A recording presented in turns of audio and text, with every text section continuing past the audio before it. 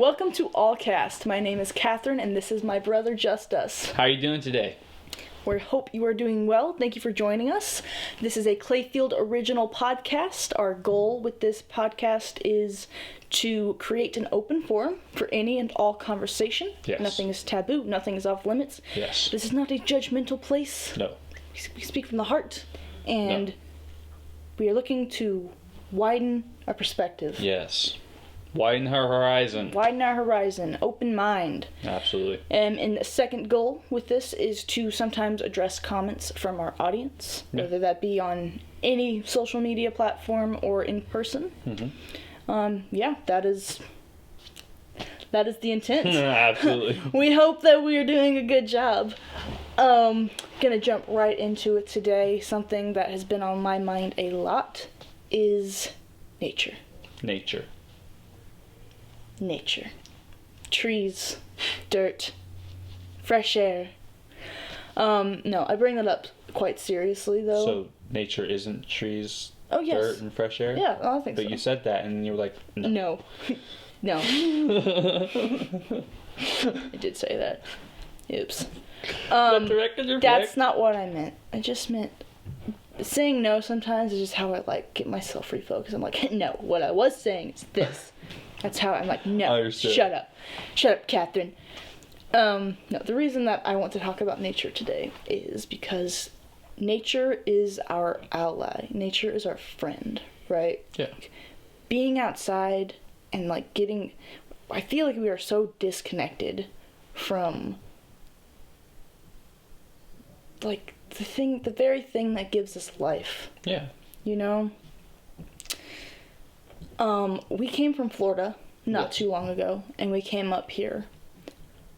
Have you noticed, any difference in, your mental state and your emotional state being, closer to, just being more, out in nature and, away from, the city area? Well, I think the biggest thing that I've noticed is oxygen.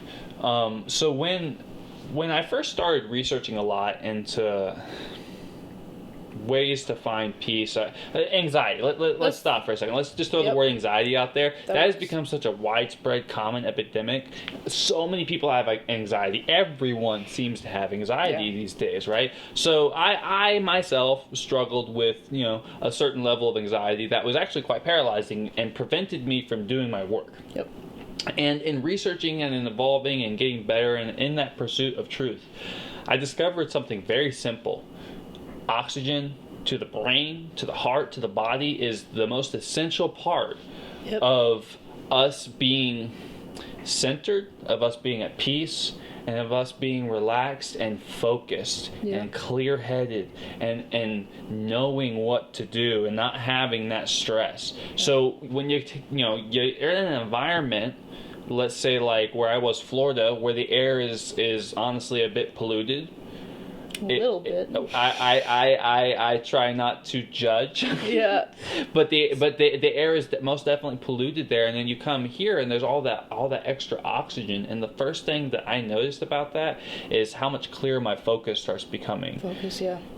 Because people don't realize how simple it is. When you start to freak out in your life, just stop and take a couple deep breaths, and you'll find how big of a difference that'll make. Yeah. So when you compare that to cross states, air pollution versus That's a hard one for sure.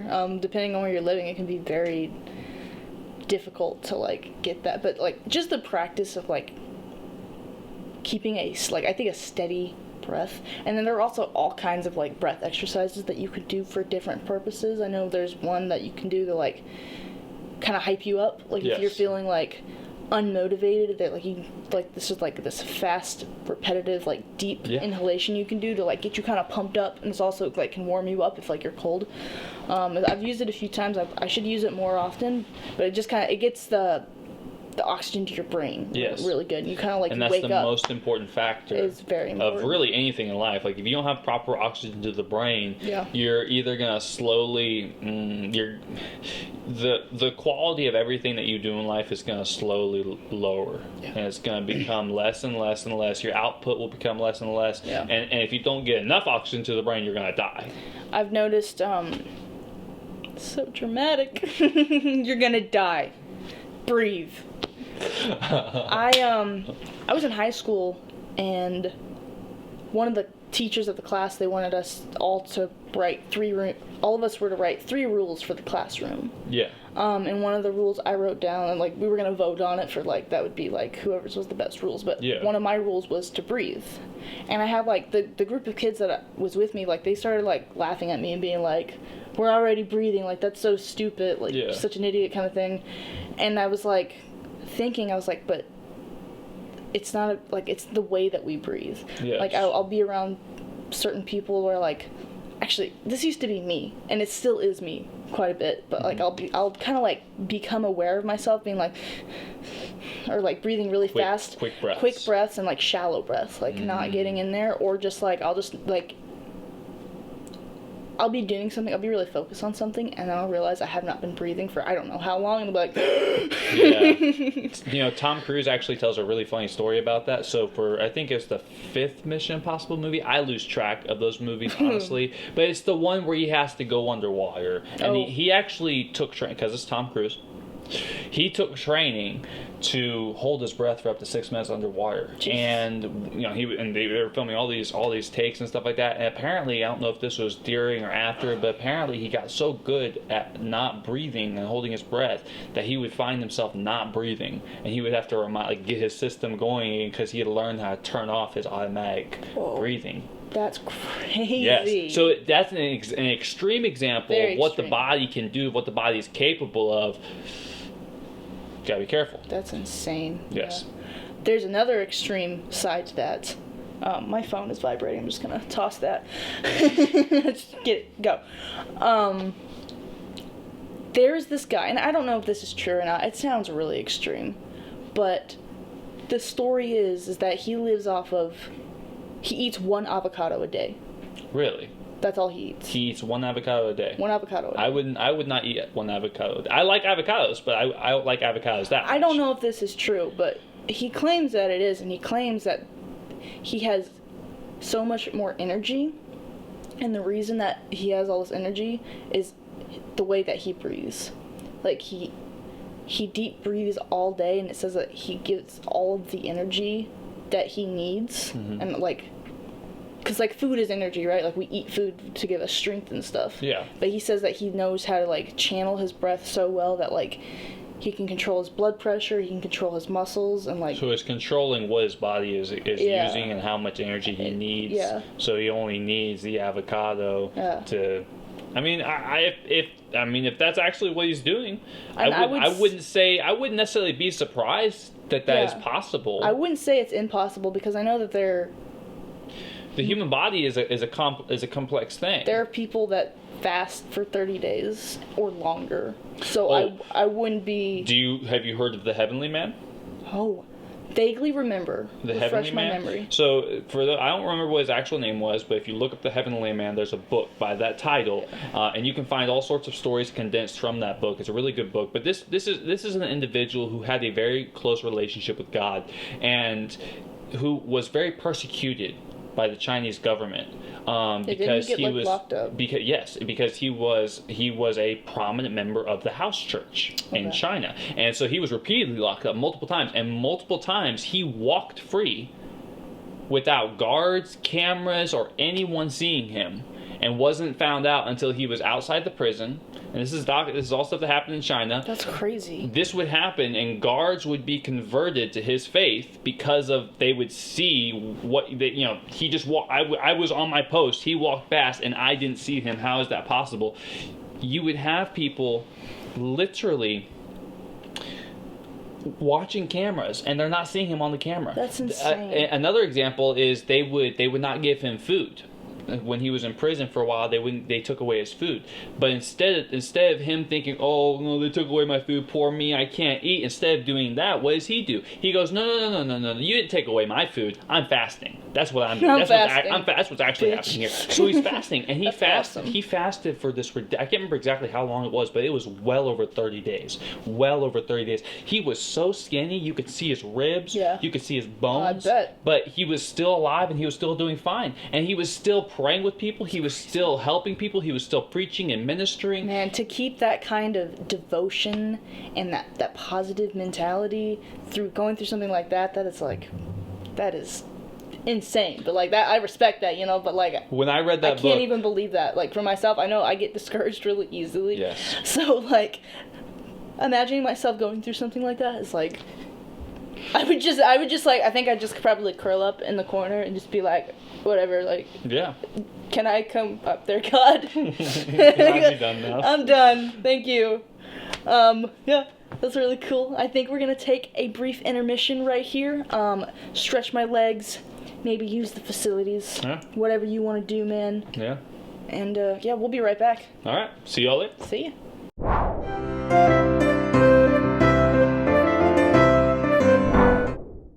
Are you ready? You killed me. You buried me. Right here. I can't be undone. You're not real. You're a voice in my head.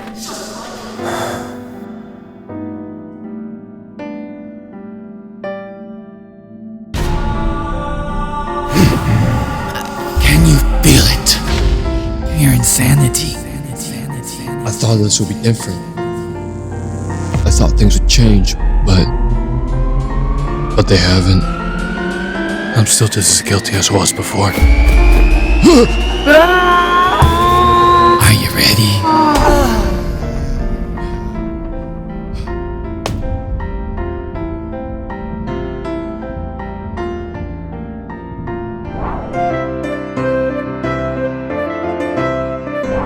Welcome back to Allcast. Hello there.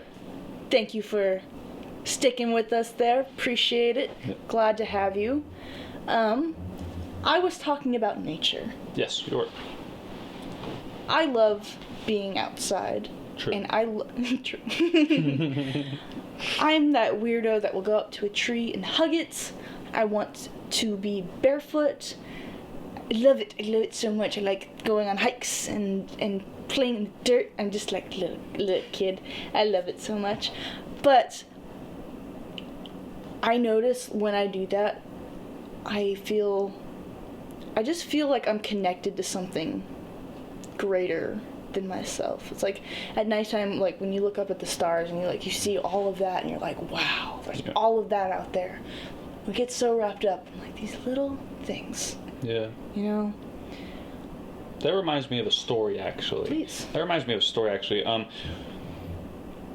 In Idaho, you have a lot of different snowmelt rivers. A lot of the water sources here are actually snowmelt from the top of mountains. So when it snows here, it snows so heavily that the top of the mountains, because it's a higher elevation, it takes longer for it to melt. So and into the summer, you still have snow melting, and so you have a lot of the rivers around here. The water level will rise tremendously and it's freezing. And it's freezing cold. It's yes, so cold. And the thing is, we have a lot of great swimming holes around here. Oh yeah. In the summer. Oh yeah, and we take advantage. And there are certain days when it gets 90, 95 degrees, stuff like that, and that's when you go hit the swimming pool or the swimming hole, should I say, and it is very cold. You can tell it's definitely snow melt. But what's really interesting about that, I bring that up, is because one day, this is actually during a period of time when I took my cat camping. I have a cat. His name is Shades, and I love my cat very much. We know, God.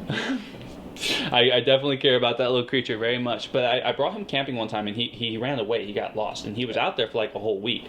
And almost every day I was out there looking for him, trying to find him. I ended up having to get a trap to catch him. But during that period of time, I was very distressed. I was like, am I ever going to see this little animal again? Like, it was really emotional. It was a very emotional period of time. Losing a pet is just...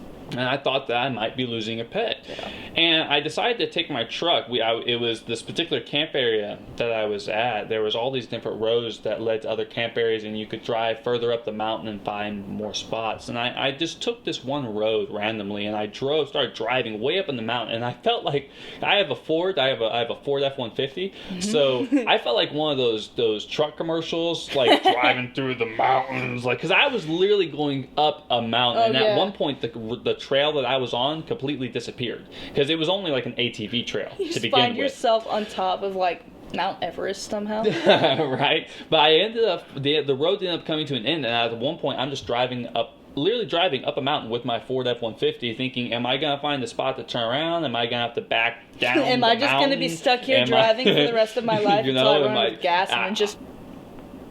I nearly collided with several trees. I'm not going to lie, I almost collided with several trees because of how narrow the path was. My truck barely fit, but I ended up finding this one spot where I could turn around, and I came to a stop.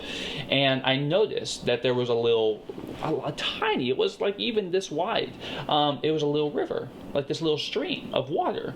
And I began walking up the mountain, and I'm following this water as it gets larger and larger. I'm like, well, I wonder where the water ends. So I began following it back down, and the next thing you know, I'm back at my truck. The water disappeared. I'm like, wait, where did it end? And I begin to notice that slowly, because of the nature of the moss of the mountain, the water slowly absorbed into the mountain until it turned, this little river turned into this little trickle, these droplets of water that were just dropping off into the moss. And I was like, that's so cool. Like, when do you see that kind of stuff? But suddenly, I had this moment where I zoomed out. And I saw like an aerial view of the mountain that I was seeing. Like in my imagination, I imagined the mountain from an aerial view. Sure. And I saw the snow melting at the top of the mountain slowly. And I realized that what I was seeing was snow melt. Yeah. This little trickle of water comes from this massive base of snow at the top of the mountain, and it gave me such perspective. It made me feel like so small and yet so big at the same time, because like I'm so small, look at how big this mountain is, and yet look at how big I am compared to how this little trickle of water running off into the moss. And it gave me such great perspective. It's hard to find that kind of perspective in the city. It really is. I mean, you can like look at all the giant skyscrapers and be like, I feel so tiny, but it's definitely, nature has a way of opening up your eyes a little bit, especially seeing the way that all other animals interact with each other, and the teamwork, and the way, like, I don't know if this is with all animals, but I know there are certain animals that they're like, I think like birds especially, like when they're born, like they just know what to do. Like they just inherently know exactly what they're supposed to do to survive. Like an example of that being how birds are just kicked out of the nest, and that's they die or they fly. I remember finding out about that as a kid and being like, what? I honestly thought that Is my mom gonna push me out of a moving vehicle? Well, today you get some good exercise, kid. Can you imagine? Today is a lesson in pain. Now, sweetie, today we're gonna find out how resilient you are in the real world. Would you like to know would you like an example of physics? You want to see gravity physics? and work? We can show you gravity, baby. There's a skyscraper right over there. If I push you off the building, you fall. Man, that's so messed up. That took a really dark turn. I'm so sorry. I'm so sorry. I don't even know him, actually. Can you get out of my house? No. It's just awkward silence. Awkward silence. If I have one skill, it is awkward silence. It is. She does it quite well. Oh, if you know what? Maybe I'll put some like cricket noise there when I'm editing. It seems necessary at this point. Yeah. I'm good. I have a little list here. Oh yeah. What were we talking about? Nature. I want to bring nature into the home. Okay. To feel more connected and to be more connected. All right. I think plants are a great way to do that. Really good way to do that. I've killed a few. I'm not gonna lie. Oh, you're a plant murderer. Yes. You're a plant killer. Yes, but I'm not a serial plant killer. Didn't you say you've killed a few plants? Crap. Oh no. The plant police are gonna get this. The plant police are going to arrest her. You can just cut this out of the video. I really appreciate it. Totally, no. I'm totally kidding. No. Okay, good. It's not getting cut out. But I enjoy this too much. But the plant police. Yeah, I enjoy this too much. Sorry. Plants. I really like plants. I had an idea. Okay. For being more like natural. All right.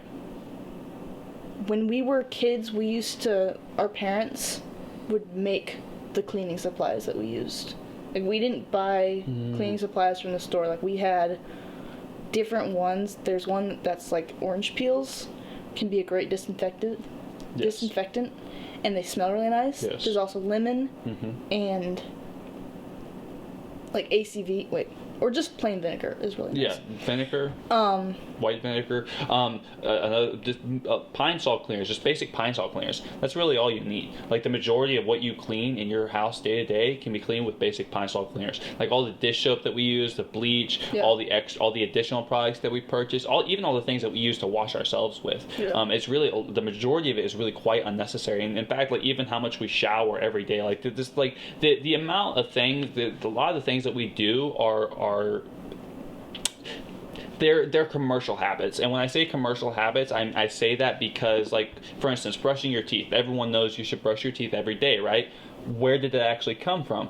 Well, it came from a marketing campaign because a company wasn't selling enough toothpaste. And if you don't believe me, do your research. That's actually factually correct. Yeah. The reason that we believe that we should brush our teeth every day is because a company wasn't selling enough toothpaste. So when you start to look at things that way, yeah, the majority of what you use can be replaced with very natural, simple ingredients. And then, yes, I mean, if someone vomits all over your floor or whatever, you might want to get a little bleach. I don't know. I personally get a little paranoid with certain things. Someone vomits all over your floor. Well, I've vomited on my floor once. Have you ever vomited on someone else's floor? I have. Oh. I have. In fact, I once vomited on someone's Lord of the Rings collection, which was actually a book. It was all the books in one. It was a super nice, wonderful edition, and I threw up all over it, and to this day I feel awful. To this day I feel awful about that. How are you alive? I know. Somebody collected that and they didn't kill you? In fact, he cleaned it up. That just goes to show how... That guy was a saint. Yes, how amazing he was and how awful I was. Oh, man. I can't even look at you right now. True story. True story. It actually happened. It's terrible. When I was much younger. Okay, if anybody has an embarrassing story that they'd like to share, please comment it. If you want to share, I'm sorry. Try. If you can match mine. I love laughing at people, so if you would give me the chance to laugh at you, I would really appreciate it. Like I said, if you can match mine, feel free. Let's hear it. Give it your best shot. Well, I'm glad that we got to end on a laugh. We're going to go ahead and wrap it up.